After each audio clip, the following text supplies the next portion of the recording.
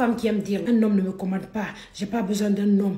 Égalité entre hommes et femmes, l'homme n'est pas ton égal, tu ne dois pas te mesurer à lui. On va faire une rétrospection dans la création de l'humanité. La femme a été créée d'une côte de l'homme et la côte de l'homme se trouve ici. Donc en bas de l'homme. Premier signe pour te dire que tu ne seras jamais l'égal d'un homme.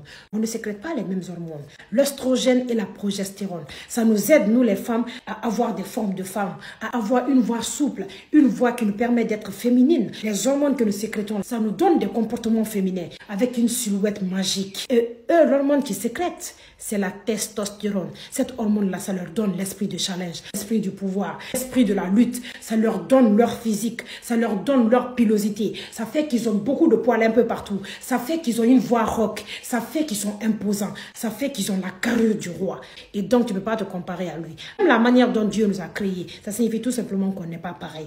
Lorsqu'il y a un naufrage dans un bateau et que tu es avec ton petit chéri, si on doit venir sauver des gens, on sauvera d'abord les femmes et les enfants. Parce qu'on pense que les femmes et les enfants sont vulnérables. Parce qu'on pense que les hommes peuvent se sauver. Dans ce temps, est-ce que tu serais capable de dire que tu es égal de l'homme? Pendant cette guerre en Ukraine, toutes les femmes et les enfants sont sortis comme réfugiés. Mais ils ont demandé à ce que les hommes restent pour défendre leur patrie. Est-ce que tu peux te comparer à un homme?